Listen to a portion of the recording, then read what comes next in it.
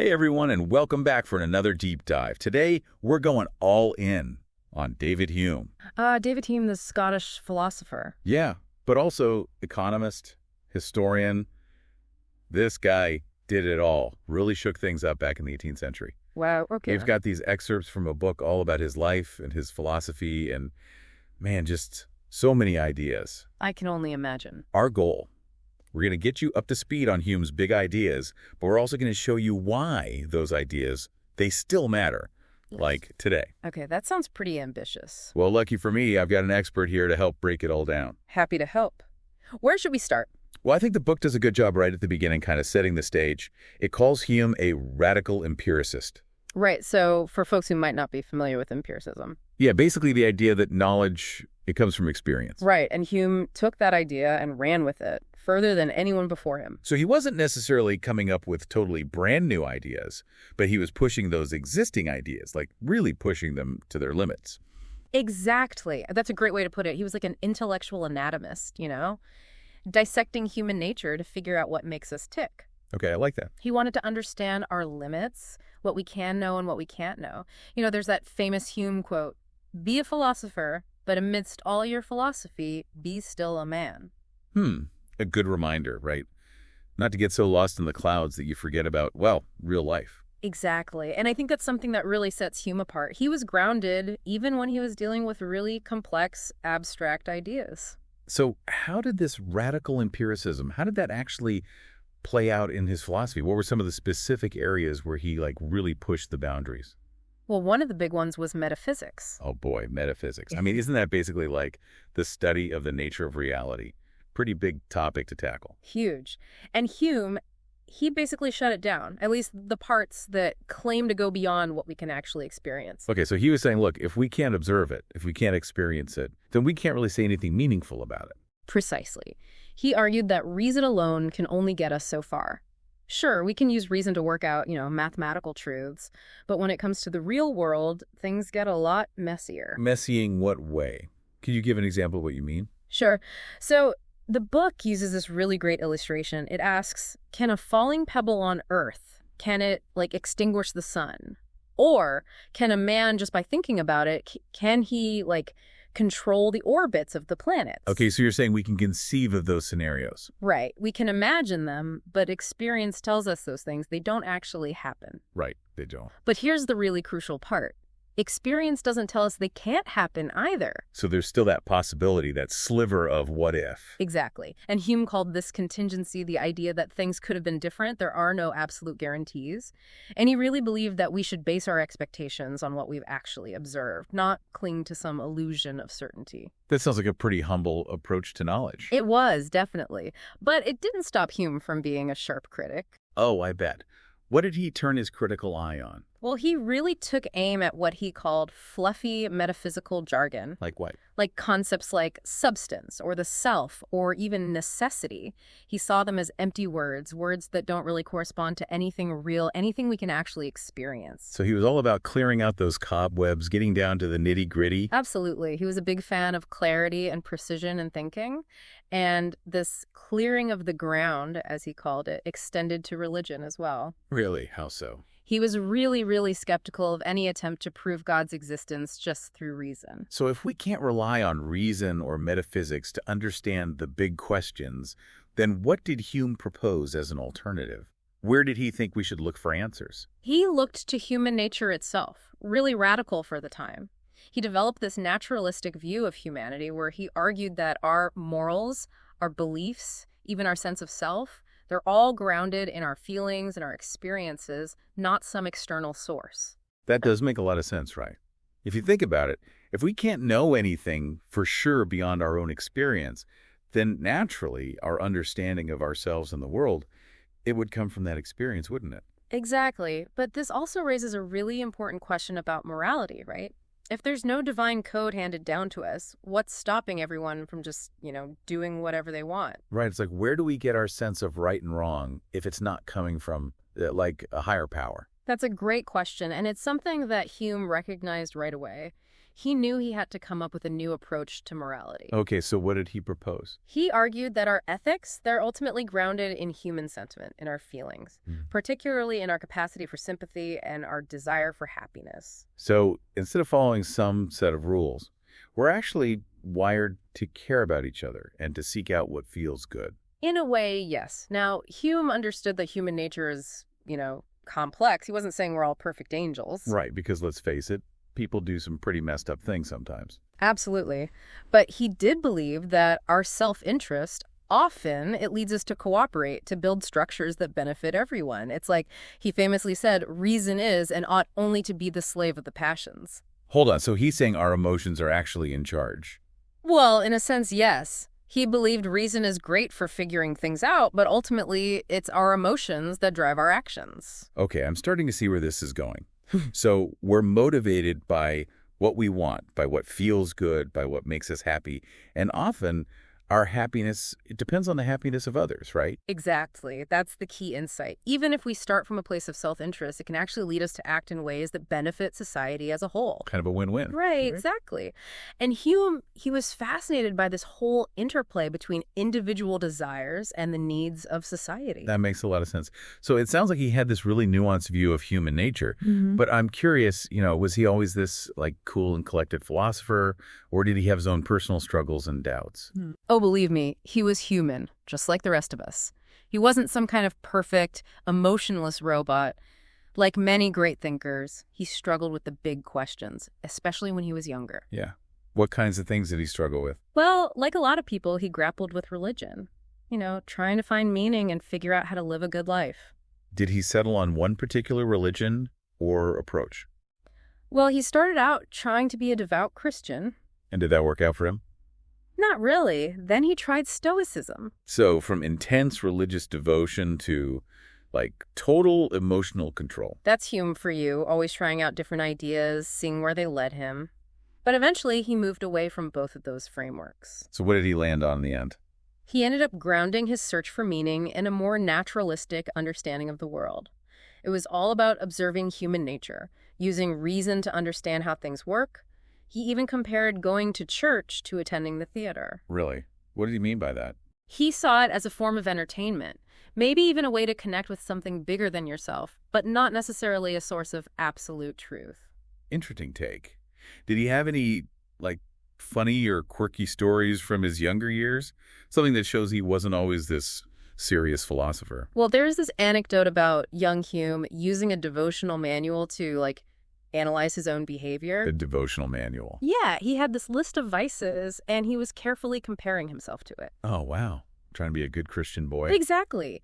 But later on, he looked back and thought that whole exercise was absurd. Classic Hume, questioning everything, even his own past beliefs. That was him to a T. But it sounds like all that deep thinking, it took its toll on him. He had a bit of a melancholy streak, did he? He did go through bouts of melancholy, definitely. How did he cope with that? Well, he tried to counteract it by living a more active life, getting out there, socializing, experiencing the world. So he wasn't just a bookworm holed up in his study. Oh, not at all. He had a sharp wit, a playful side, and he enjoyed good company. Good for him. It's good to see that even the most serious thinkers need time to, let loose and have fun. Exactly. In fact, Adam Smith, who was a close friend of Hume's, described him as, and this is a direct quote, approaching as nearly to the idea of a perfectly wise and virtuous man as perhaps the nature of human frailty will permit. Wow, high praise. So he really did try to live up to his own philosophical ideals. It seems so, but how did those ideas actually get out into the world? Were people immediately receptive to his brilliance? Yeah, did his books become instant bestsellers? Not quite. In fact, his most famous work, A Treatise of Human Nature, it was kind of a flop when it first came out. Really? Why was that? Well, it was really dense and complex, not exactly light reading for the average person. Plus, his ideas were radical for their time. Shocking, even. To some, definitely. And Hume, he knew it. He even admitted to castrating his own work before publishing it. Whoa, castrating his own work. What do you mean by that? He probably removed sections that were too critical of Christianity, trying to avoid controversy. Smart move. But did it work? Well, not entirely. Even with some self-censorship, the book was still seen as pretty irreligious. Makes you wonder what those removed sections must have said, right? Right. But ultimately, the treatise, it just wasn't a hit with the public. Too challenging, too radical for most people back then. So if his big philosophical book didn't take off, how did his ideas actually spread? Well, he realized he needed to change his approach. Yeah, sometimes you need to switch things up, try a different angle. Exactly, and that's what Hume did. He started writing essays. Ah, essays. Shorter, more focused, easier to digest. Exactly, and way more accessible to a wider audience. Smart move. Yeah. So he went from dense philosophical treatise to, like, witty and engaging essays. You got it. And it worked. His essays, moral, political, and literary, became a huge success. People loved them. They helped popularize his ideas, and really, it made Hume a pioneer in making philosophy accessible to the public. That's amazing. So he really was a master communicator, able to adapt his style to reach a wider audience. Absolutely. And he really seemed to embrace this new form of writing. He even considered another essay collection of his, An Inquiry Concerning the Principles of Morals, to be his best work. He compared his philosophical journey to, get this, Ovid's transformation from a gallant man to a philosopher. Okay, so maybe that one needs a bit more explanation. Right. So Ovid, he was a Roman poet known for his, how should I put this, his romantic and sometimes scandalous writing. Ah, so Hume was comparing his earlier, denser writing to, like, Ovid's more flamboyant early work, Yeah. and his later more accessible writing to Ovid's more mature philosophical writings. Precisely. And it seems like he found his groove with those essays. He really learned to express his ideas in a way that people could connect with. That's a lesson for all of us, really, right? Knowing your audience and being able to communicate your ideas effectively. Couldn't agree more. So we've been talking a lot about Hume's ideas, his struggles with religion, his writing, but I'm curious about his personal life. You know, was it all books and deep thoughts? Or did he have, like, adventures, a social life? He had a surprisingly colorful life beyond academia, actually. He traveled quite a bit, worked on diplomatic missions, had a wide social circle. A philosopher and a social butterfly. Now, that's an interesting combination. It is. He even developed a close friendship with a French countess. Oh la la, a scandalous affair. Well, their relationship did cause quite a stir at the time. I bet. People love a good gossip, especially when it involves intellectuals and aristocrats. Absolutely.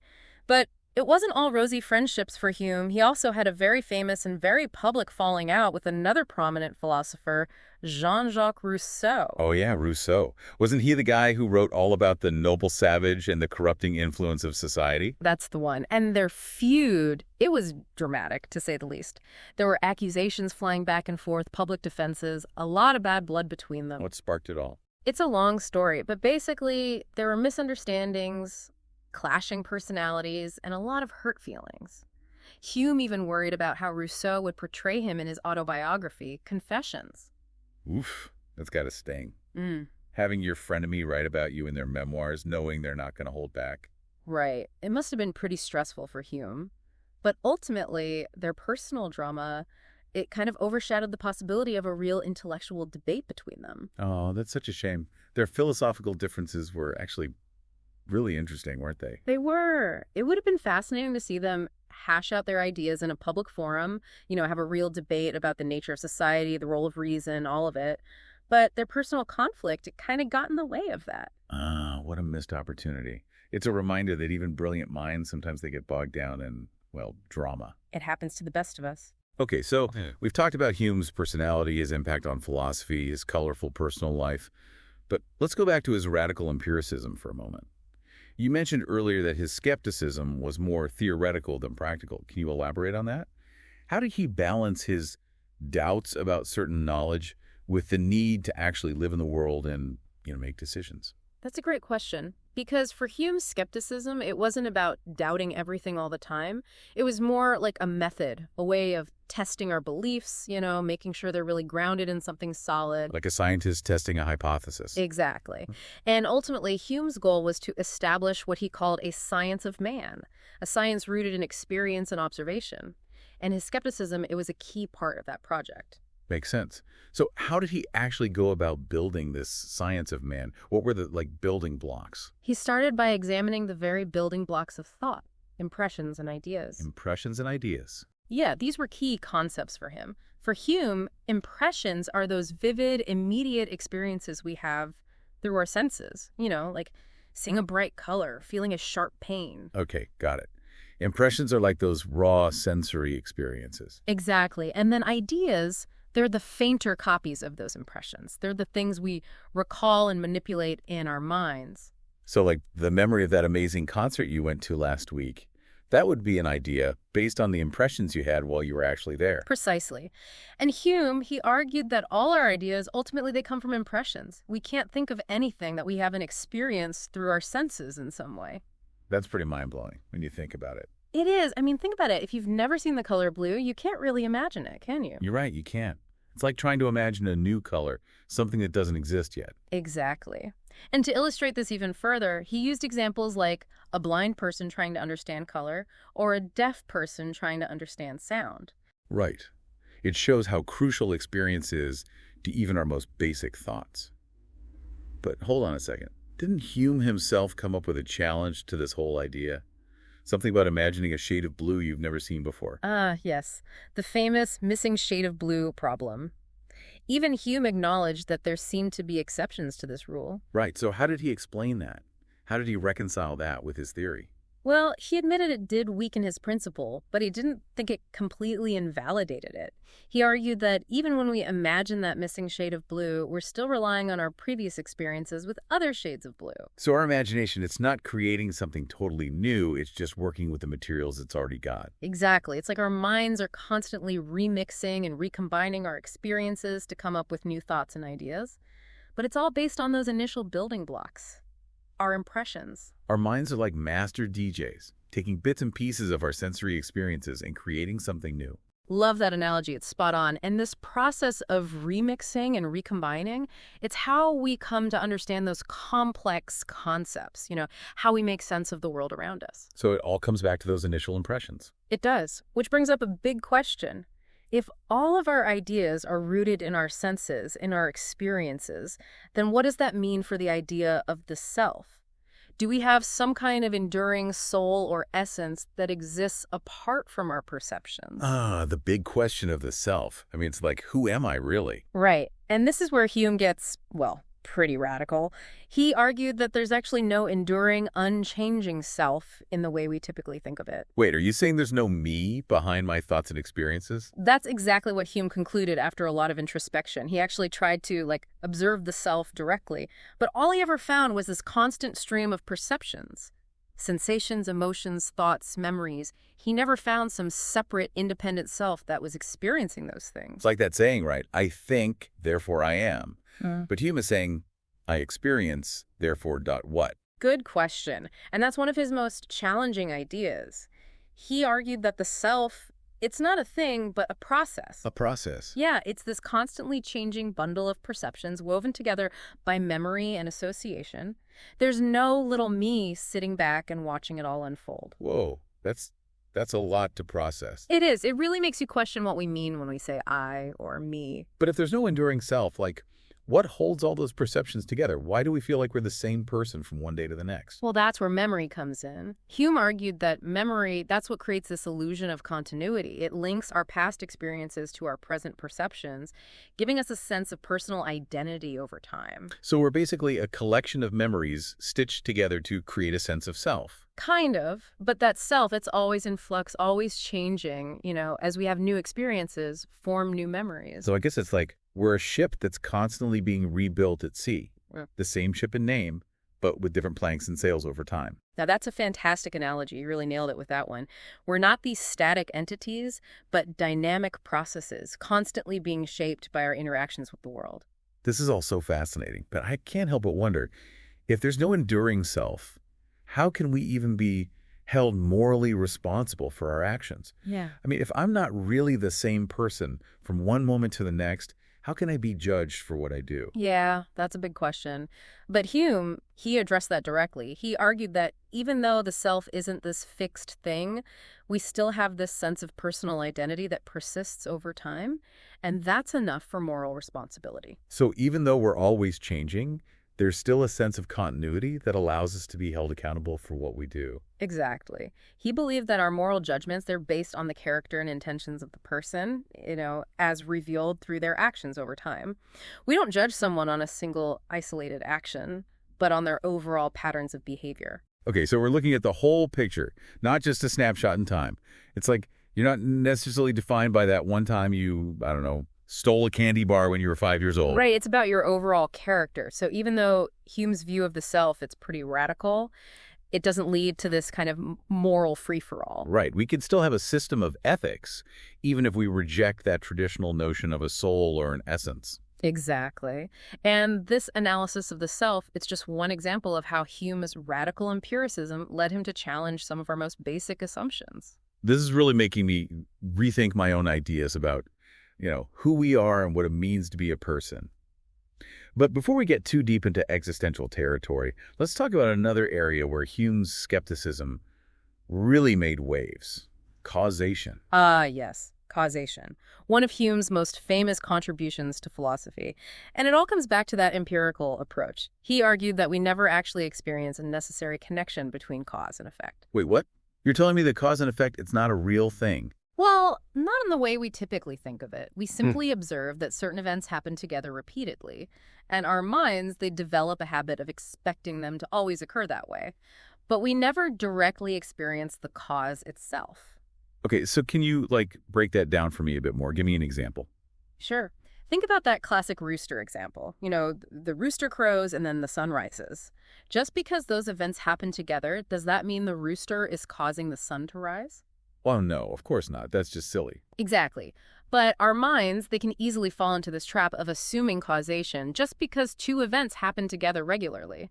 Hume argued that we can imagine the rooster crowing without the sun rising, or the sun rising without the rooster crowing. There's no logical contradiction there. Okay, I think I see what you're saying.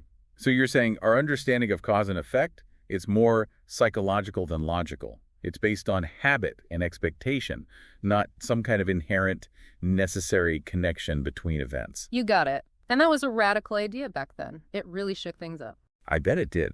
It seems like he was questioning the very foundation of how we make sense of the world.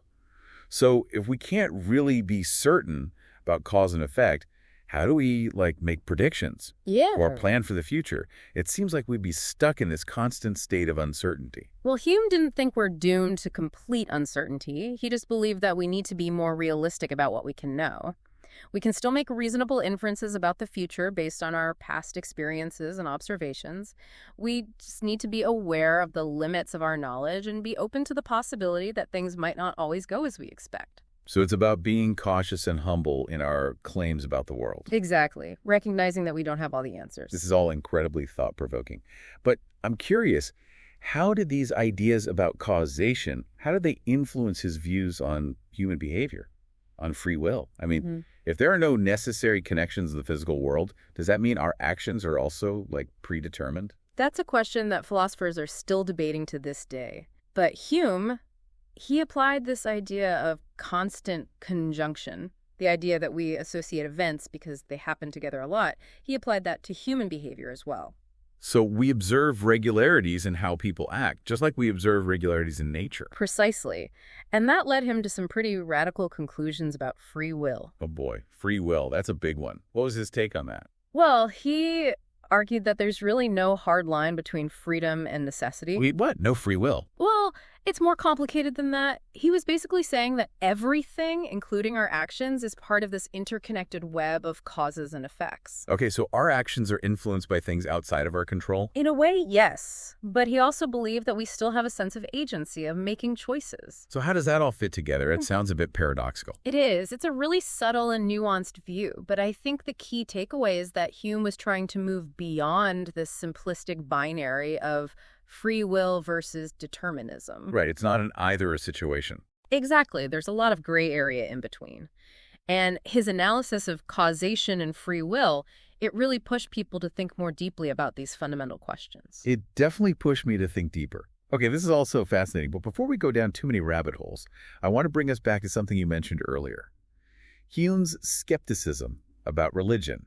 We've touched on it a bit, but I'd love to hear more about his specific critiques of religious belief. Okay, yeah, let's dig into that. Hume was a sharp critic of religion, particularly the arguments people use to justify their beliefs. So he didn't just dismiss religion outright. He engaged with the arguments, analyzed them, found them wanting. Exactly. He was really systematic in his approach. He wanted to know, okay, what are the arguments for God's existence? And do they hold up under scrutiny? What were some of the arguments he tackled? Well, one of his most famous critiques was aimed at the argument for miracles. Miracles. Those events that supposedly defy the laws of nature. So what did Hume have to say about miracles? He argued that they're really shaky ground for religious belief. How so? Why did he reject the idea of miracles? Well, for one thing, he pointed out that miracle claims often rely on, unreliable testimony. So just because someone says they saw something miraculous doesn't mean it actually happened. Exactly. People can be mistaken, they can exaggerate, they can even lie. And Hume argued that we need to be very cautious about accepting these kinds of claims without solid evidence. So we shouldn't just take people's word for it when they claim to have witnessed a miracle. Right. And he also pointed out that the very idea of a miracle, it's inherently improbable. What do you mean by that? Well, if a miracle is an event that violates the laws of nature, and the laws of nature are based on our observations of how the world consistently works, then by definition, a miracle is an incredibly unlikely event. Okay, that makes sense. So he's saying that it's more likely that someone is mistaken or lying about a miracle than it is that the laws of nature were actually suspended. Exactly. He was basically applying a kind of probability test to these miracle claims. That's a pretty clever approach. So he was looking at the plausibility of the event itself, not just the reliability of the people reporting it. Exactly.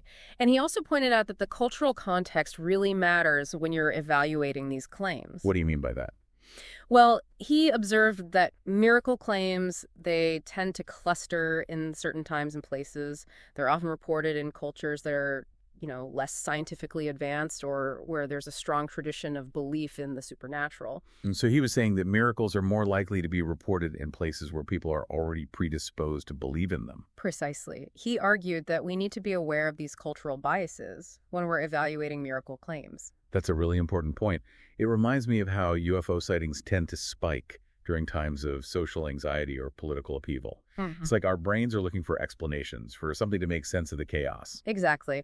And Hume was very aware of the ways in which our beliefs can be shaped by our social and cultural context. So he wasn't just dismissing miracle claims as outright falsehoods.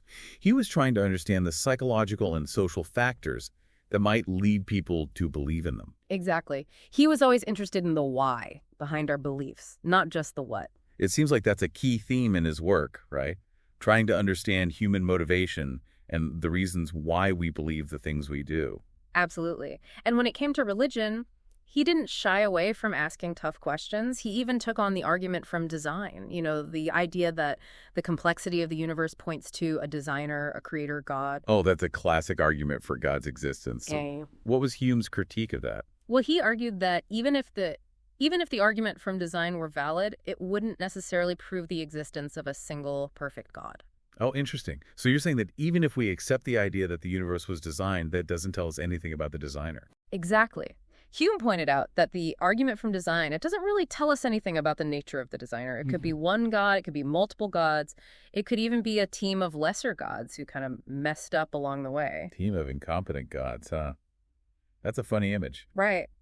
And he also argued that even if there were a designer, the argument from design, it doesn't explain all the bad stuff in the world, the suffering, the evil. If God is all good and all powerful, why is there so much pain and misery? The classic problem of evil. Exactly. And Hume, he laid out a series of really challenging questions about God's power and willingness to prevent evil. He was basically saying, look, if God is all-knowing, all-powerful, and all good, why doesn't he stop bad things from happening? These are questions that have bothered theologians for centuries. They have. And Hume's way of framing those questions, it's still relevant today. But I'm curious, if he rejected all these traditional arguments for God's existence, did he offer any alternative explanation for why people believe in God? Yeah, that's what I was wondering too. Did he think religious belief was just like a big mistake, a delusion, or did he have a more nuanced view of where it comes from? He actually had a pretty nuanced view, which is typical of Hume. While he was skeptical of the rational basis for religious belief, He didn't dismiss the psychological reasons why people might believe. Okay, what did he mean by that, the psychological roots of religion? Well, he explored this idea that religion actually stems from fear and anxiety, particularly about the unknown future. Makes sense. We humans, we don't like uncertainty. We crave explanations, especially for things that are scary or out of our control. Exactly. And Hume argued that we're wired to look for explanations, especially for bad things that happen. He said that we readily accept good fortune as deserved, but we question the causes of misfortune. So when something bad happens, we're more likely to look for some deeper meaning, some cause beyond the natural world. Precisely. It's like we're trying to make sense of the chaos, find some order in the randomness. And Hume argued that this fear of the unknown, this need for explanations, it shapes our very conception of the divine. So we create God in our own image, based on our fears and anxieties. In a way, yes. Hume argued that this process often results in images of a vengeful, punishing God, a God who's more concerned with our obedience than our well-being. He described those images as being full of vengeance, severity, cruelty, and malice. Wow, that's a pretty dark view of religion. It is. But remember, Hume was writing in the 18th century, a time when religion was often linked to political power and social control. Right, it wasn't all peace and love back then. Not always. And Hume, he saw the ways in which religion could be used to manipulate and control people. But he wasn't saying that all religion is bad or that all religious people are deluded. He was just trying to understand the psychological origins of belief, what drives people to seek comfort and meaning in the supernatural. So he was a critic of religion, but he was also a keen observer of human nature. Exactly. And that's what makes his work so enduring. He wasn't just trying to tear down beliefs. He was trying to understand where those beliefs come from and how they shape our lives. That's so insightful. But given that he rejected the traditional religious basis for morality, where did he think our sense of right and wrong comes from? I mean, did he just think that morality was totally subjective, a matter of personal preference? Or did he see some deeper foundation? That's where his naturalistic approach to morality really comes into play. He was convinced that morality, it's actually grounded in human nature itself, not in some divine commands or abstract principles. He argued that morality, it's about our feelings, our sentiments, our natural inclinations towards sympathy and benevolence. So he's saying that we're actually wired for morality. It's not something that's imposed on us from the outside. Exactly. He believed that our capacity for empathy, for caring about the well-being of others, that's a natural part of who we are. That's a really hopeful view of human nature. It is. But he was also a realist. He knew that our capacity for sympathy, it can be limited by things like, distance, familiarity, even our own self-interest. Right. It's easier to feel compassion for someone you know and love than for a stranger on the other side of the world. Exactly. But he also believed that we can expand our moral circle through education, through exposure to different cultures, through cultivating our capacity for empathy. So we're not just stuck with whatever moral intuitions we happen to be born with. We can actually become more ethical, more compassionate through conscious effort. That was his belief. He argued that reason plays a role in moral development, but it's ultimately our feelings, our sentiments that drive our actions. So it's a combination of head and heart. Exactly. And I think that's a really important insight. We can't just rely on logic or reason alone to guide our moral choices. We need to cultivate our capacity for empathy, for feeling what others are feeling, if we want to create a more just and compassionate world. I love that. It's a really holistic view of morality. It's not just about following rules. It's about developing our character, expanding our circle of concern. Exactly. And that's what makes Hume's approach to ethics so compelling. It's grounded in a realistic understanding of human nature, but it also offers a vision of how we can become better, more ethical beings. This is all so inspiring. It's making me rethink my own assumptions about where morality comes from. It's easy to get caught up in the idea of an objective moral code, a set of rules handed down from on high. But Hume's analysis suggests that morality is much more grounded in our shared humanity and our capacity for empathy and compassion. I agree. And I think that's a really powerful message, especially in today's world where it's so easy to get caught up in division and conflict. Absolutely. It's a reminder that we have more in common than we often realize. Exactly. And that brings us back to one of Hume's key insights, the importance of taking a common point of view. Oh, right. I remember you mentioned that earlier. Can you remind me what that means? Sure. So Hume argued that in order to make fair and impartial moral judgments, we need to be able to step outside of our own narrow perspective and see things from the perspective of others. So it's about putting ourselves in other people's shoes. Exactly. And he believed that our capacity for sympathy, for sharing in the feelings of others, that's what makes this possible. So it's not just about logic and reason, it's also about empathy and understanding. Precisely. And this idea of taking a common point of view, it's not just relevant to individual moral judgments, it's also essential for creating a just and harmonious society. How so? How does this common point of view play out at a societal level? Well, think about all the conflicts we see in the world today. Political polarization, social divisions, cultural clashes. Right, it seems like everyone's retreating into their own little echo chambers. Exactly. And Hume's philosophy, it offers a way out of that trap. He argued that in order to solve our collective problems, we need to be able to see things from multiple perspectives to understand where other people are coming from, even if we don't agree with them. So it's about finding common ground, even when it seems like there's nothing but division. Precisely. And that's not always easy, but it's essential if we want to create a more just and peaceful world. This idea of the common point of view, it's so simple, yet so profound. It's like a key that unlocks the door to empathy, understanding, and ultimately to a more harmonious society. I agree. And it's a message that's as relevant today as it was in Hume's time. This whole conversation has been so enlightening. Hume's philosophy, it's challenging, it's thought-provoking, and it's incredibly relevant to the world we live in today. I couldn't agree more. And I think it's a philosophy that can help us navigate the complexities of our modern world and to create a more just and humane society. Okay, so we've talked about morality, about sympathy, about the importance of taking a common point of view. But I'm curious about another aspect of Hume's thought that you mentioned earlier. His distinction between relations of ideas and matters of fact. Ah, yes. That's a key part of his epistemology, his theory of knowledge. Right. Epistemology, the study of how we know what we know. Always a fun topic. Yeah. So can you remind me what those two categories mean? Relations of ideas and matters of fact. Of course.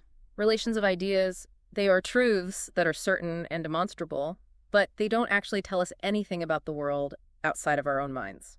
So they're kind of like abstract truths. Exactly. They're true by definition, like mathematical theorems or logical tautologies. Okay, so can you give me an example of a relation of ideas? Sure. Think about this statement. All bachelors are unmarried men. That's a relation of ideas. Right, because the very definition of a bachelor is an unmarried man. Exactly. The concept of bachelor already contains the idea of being unmarried. It's a truth that's self-evident. Okay, I get it. So you don't need to go out and do a survey of all the bachelors in the world to confirm that they're unmarried. Right, but matters of fact, they're different. Those are truths that are based on experience, on observation. They tell us something about the world outside of our minds. Okay, so an example of a matter of fact would be something like, the sun will rise tomorrow. Exactly. We can't prove with absolute certainty that the sun will rise tomorrow. Our belief is based on our past experience, on the fact that it's risen every day for as long as we can remember, but there's always a tiny, tiny chance, however improbable, that something could happen to disrupt that pattern. Right, like a giant asteroid could knock the Earth off its axis. Exactly. Or the sun could just, decide to take a day off. We can't rule out those possibilities with absolute certainty. So there's always this sliver of uncertainty when it comes to matters of fact. There is, and that was a crucial part of Hume's philosophy. He emphasized that we should always be humble in our claims about the world, recognizing that our knowledge, it's always limited, it's always potentially fallible. So we shouldn't be too dogmatic about our beliefs. Exactly. We should always be open to the possibility that we might be wrong, that new evidence might come along and change our understanding. That's a good reminder for all of us, especially in today's world where it seems like everyone's so certain about everything. It's true. It's so easy to get caught up in our own beliefs, to think we have a monopoly on truth.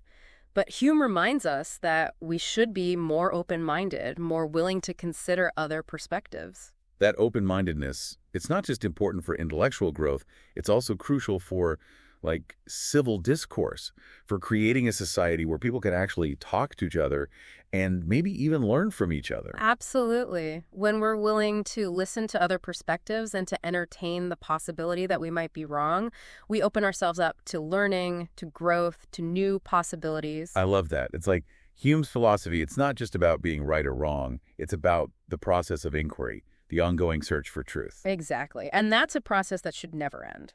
This is so insightful. Hume's philosophy, it's like this toolkit for critical thinking. It helps us to evaluate evidence, to question our assumptions, to be aware of our own biases. I love that analogy. And those critical thinking skills, they're more vital than ever today when we're just bombarded with information from all sides. It's true. We're drowning in information, and it's hard to know what to believe, who to trust. Exactly. And Hume, he can help us to navigate that information overload, to make more informed decisions about what to believe and how to live. This deep dive has given me a whole new appreciation for Hume's brilliance. He wasn't just a philosopher, he was a master communicator. And his insights are just as relevant today as they were centuries ago. I agree. And his work, it reminds us that philosophy, it's not just some dusty, abstract subject, locked away in ivory towers. It's a way of engaging with the world, of asking tough questions, of seeking a deeper understanding of ourselves and the universe. Couldn't have said it better myself. This has been such a treat. But before we wrap up our exploration of Hume, I want to touch on one more aspect of his philosophy that we haven't discussed yet, his views on beauty. Yes. Beauty, it's an often overlooked aspect of his work, but he had some fascinating things to say about it. Okay, I'm all ears. What was Hume's take on beauty? Did he think it was like some objective quality like some of the ancient Greek philosophers believed? Like beauty is inherent in the object itself? Or was it something more subjective? Hume, he was firmly in the subjective camp. He argued that beauty is not some property of the object itself, but rather it's a feeling, an experience that happens in the mind of the beholder. So beauty really is in the eye of the beholder. Exactly. He believed that what we find beautiful, it's shaped by our own individual experiences, our culture, our personal preferences, all of it. That makes sense, right? Because what one person finds beautiful, another person might find totally boring. Right. It's all a matter of taste. And Hume, he recognized this diversity of taste. He knew there's no single standard of beauty that applies to everyone. So there's no, universal beauty template. Nope. But he also believed that there are certain qualities that tend to evoke feelings of pleasure and approval in most people. Okay, so while there's no universal standard, there are some common themes that run through our judgments of beauty. There are. And Hume, he argued that those common themes, they often relate to utility and agreeableness. Utility and agreeableness. Can you explain what you mean by that? Sure. So he observed that we tend to find objects beautiful when they, serve their purpose well and when they evoke pleasant feelings in us. Okay, so can you give me some examples? Sure. He used the example of well-proportioned bodies, arguing that we find them beautiful because they signal, strength and health, qualities that are useful for survival and reproduction. So it's not just about superficial appearance. It's about what those appearances tell us about the person's underlying qualities. Exactly. And he also used the example of well-designed furniture. He argued that we find furniture beautiful when it's both functional and aesthetically pleasing. It's got to work well and look good. So beauty is about more than just decoration. It's also about how well something works and how it makes us feel. Exactly.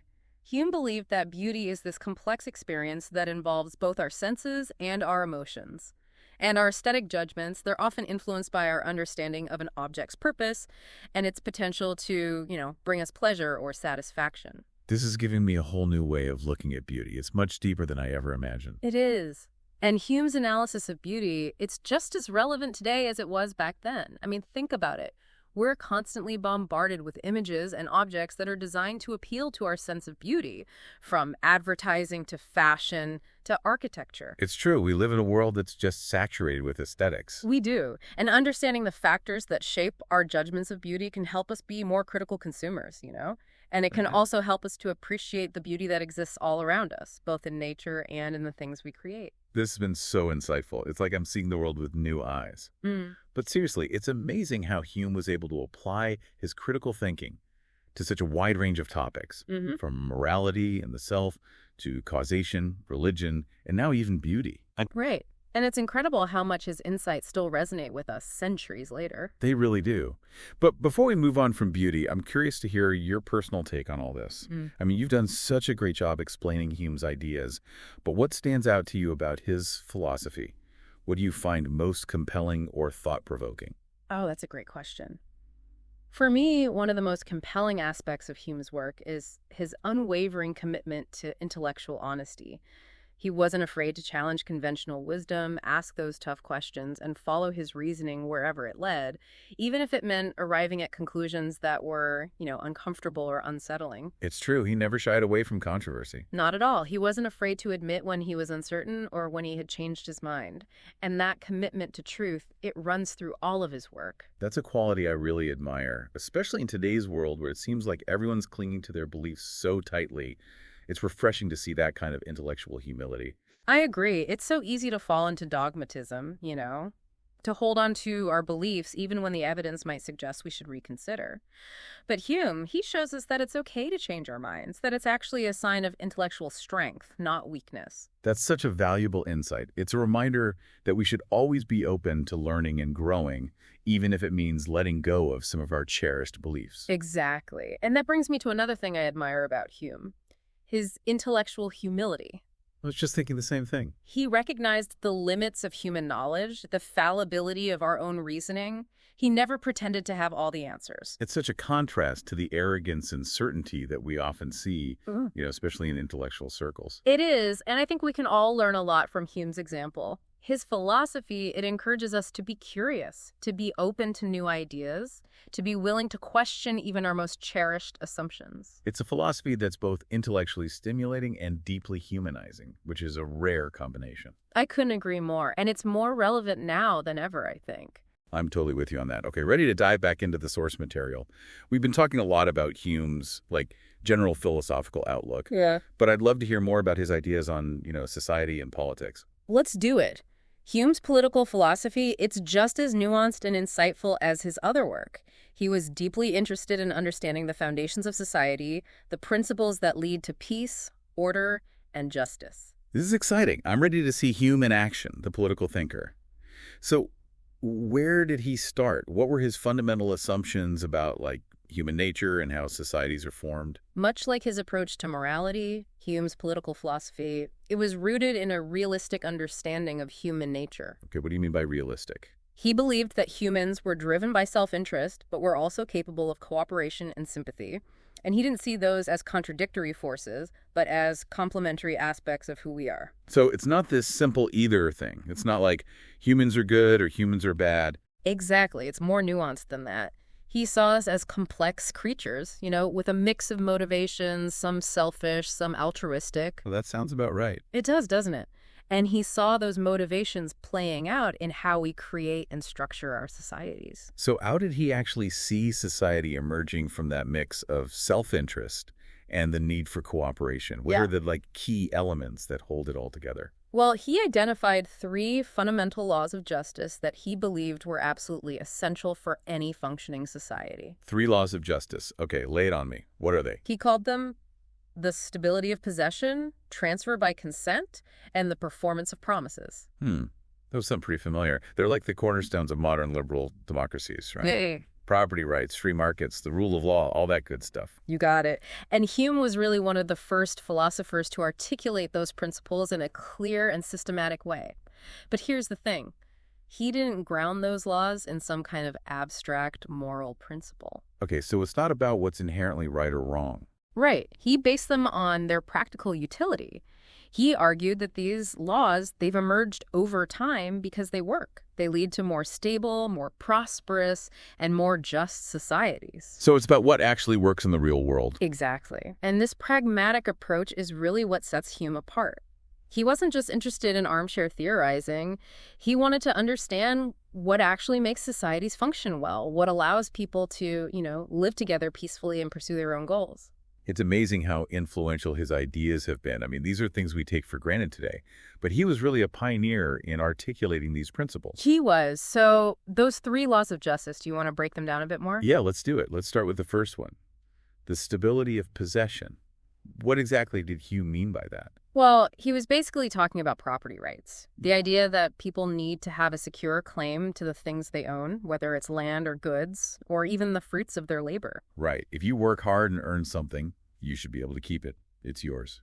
Exactly. And without that sense of security, that stability of possession, there's really no incentive to, work, invest, or create anything of value. Because if someone can just come along and take what you've earned, why bother? Precisely. So the stability of possession, it's essential for economic productivity, but it's also crucial for individual freedom. It allows people to plan for the future, to build wealth, to enjoy the fruits of their own labor. It seems like such a basic principle, but when you think about it, it's really foundational to how our society functions. It really is. Okay, so the second law is transfer by consent. What do you think he meant by that? Well, based on what we've talked about so far, I'm guessing he was talking about voluntary exchange, the idea that people should be free to buy, sell, and trade with each other without coercion or interference. You got it. He believed that individuals should be free to exchange goods and services as long as those exchanges are, voluntary and mutually beneficial. No one's being forced or tricked into anything. Right, so no shady deals, no exploitation. It all has to be based on genuine agreement. Exactly. Free and fair exchange. And he saw this as essential for both individual liberty and economic prosperity. It's like the invisible hand idea all over again, right? The idea that when individuals are free to pursue their own interests in the marketplace, it actually leads to greater overall wealth and well-being for everyone. Exactly. And Hume was one of the most eloquent and influential proponents of that idea. This is making me think about how interconnected all these ideas are. We're talking about economics, morality, politics, but it's all woven together in Hume's thought. It is. He was a truly interdisciplinary thinker. He saw the connections between these different areas of human experience. Okay, so we've covered property rights and free exchange. What about the third law? The performance of promises. Right, promises. Why was that so important for Hume? Well, Hume recognized that the ability to make and keep promises, it's absolutely crucial for building trust, which is essential for any kind of social cooperation. Makes sense. I mean, without trust, relationships fall apart, businesses collapse, societies crumble. Exactly. Think about it. If you can't rely on people to keep their word, then you're constantly on edge. You can't make plans. You can't collaborate on anything meaningful. So the performance of promises, it's not just about being polite or following etiquette. It's about creating the conditions for a stable and functioning society. Exactly. And it's the foundation of so many of our social and economic institutions. Think about contracts, loans, agreements. All these things rely on the assumption that people will do what they say they'll do. These three laws, they're so simple, yet so profound. They really do seem to be the foundation of any successful society. They do. And Hume's analysis of those principles is just incredibly insightful. He was able to connect the dots between individual self-interest, social cooperation, and the institutions that allow a society to thrive. It's amazing how he was able to bring all those pieces together. But did he see these three laws as natural rights? Like those inalienable rights that are often talked about? That's a great question. And Hume's answer, it's a bit nuanced. He didn't believe in natural rights in the same way that some later thinkers did. So he wasn't coming from a religious perspective where these rights are, given by God. Not in this case. He argued that these laws of justice are actually conventions. Conventions, Yeah. agreements that people have made over time. Exactly. He believed that they've emerged over time because they're beneficial for society. So it's not about what's inherently right or wrong. It's about what works. Precisely. It's about what leads to a stable, prosperous, and just society. So in a way, he was kind of a pragmatist, interested in what actually leads to a good society, not just what sounds good in theory. That's a great way to put it. He was definitely a pragmatist, interested in what actually works, what makes a difference in people's lives. That's so refreshing. It's a reminder that philosophy isn't just about abstract ideas. It can also be about practical solutions to real-world problems. Absolutely. Okay, so we've talked about these three laws of justice, but did Hume think they applied only within a particular society? Or did he believe they had broader implications for, international relations? Yeah, that's a great question. Did he think nations should be bound by the same moral rules as individuals? That's something he actually addressed directly in his work.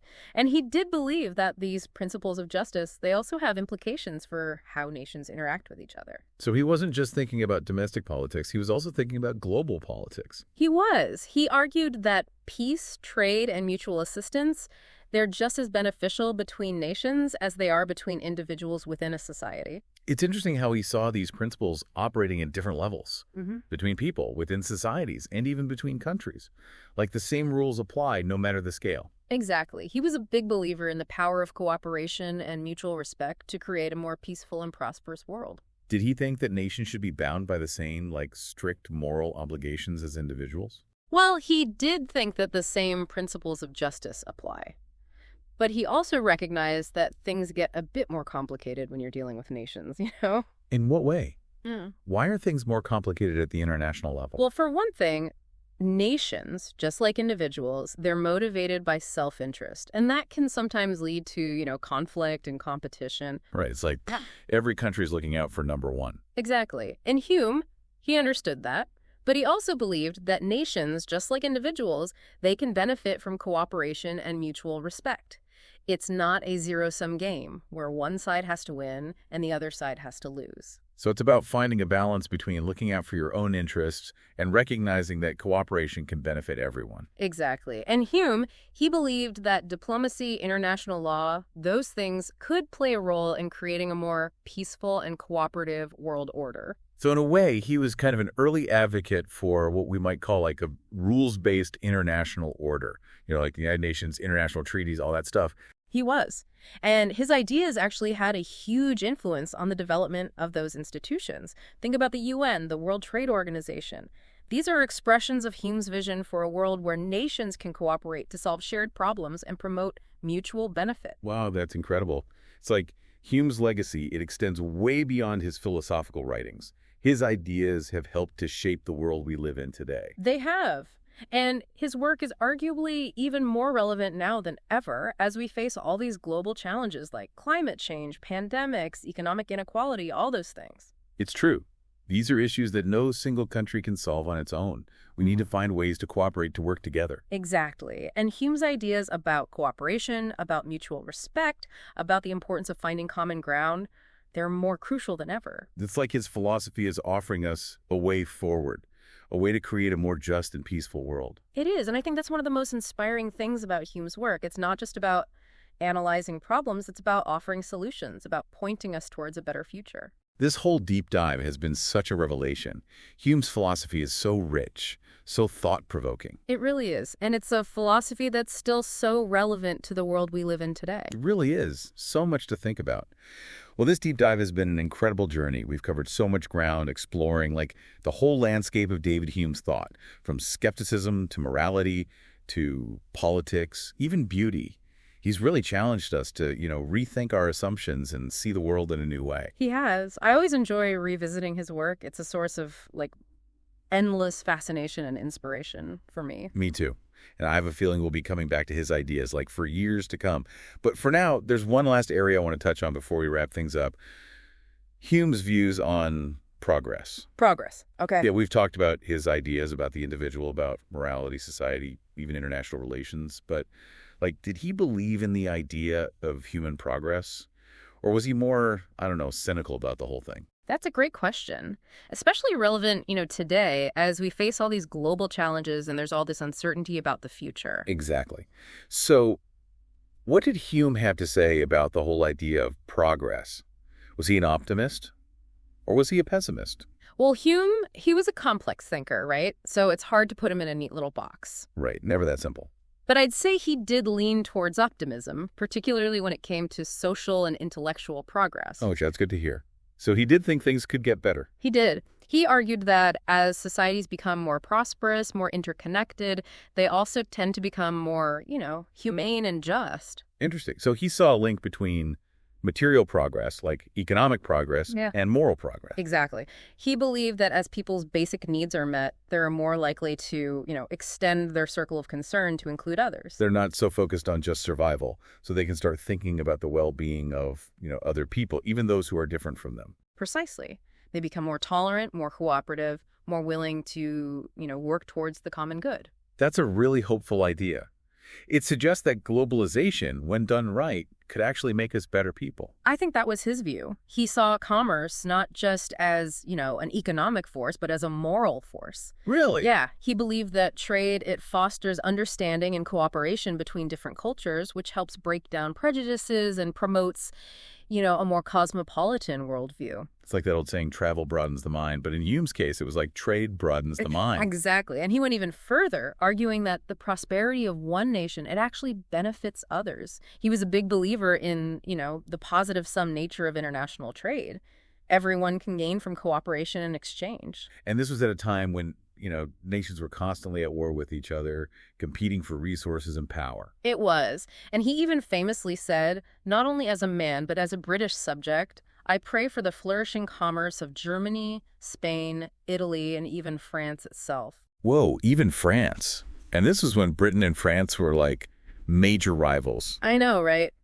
Pretty remarkable statement for the time. It really shows how he was able to see beyond those national rivalries and recognize like the shared interests of all humankind. He was a true cosmopolitan, advocating for global cooperation long before it was, the trendy thing to do. And his arguments, they're even more relevant today as we face global challenges that require, collaboration across borders. You mean challenges like climate change, pandemics, the threat of nuclear war? Exactly. These are issues that no single nation can solve on its own. It's daunting, to be honest.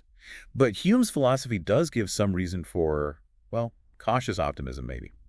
If he's right about the link between prosperity and virtue, then perhaps as we become more interconnected, more interdependent, we'll also become more, ethical, more compassionate. It's certainly a possibility worth striving for, and I think Hume's work provides us with a roadmap for how we might get there. His emphasis on reason, empathy, and, the common good, it offers a really powerful antidote to all the tribalism and division that we see in the world today. That's a powerful message, and one that feels incredibly timely. It does, doesn't it? Well, on that note, I think it's time to wrap up our deep dive into the world of David Hume. This has been an absolutely amazing journey. I agree. We've covered so much, and I hope our conversation has inspired everyone listening to, explore Hume's work further, see how his insights might inform their lives. I hope so, too. He's such a rewarding thinker to engage with. He really is. No. So to everyone listening, thank you for joining us on this deep dive. We hope you'll come back for more deep dives into the ideas that have shaped our world. Until then, keep those minds curious and those hearts open.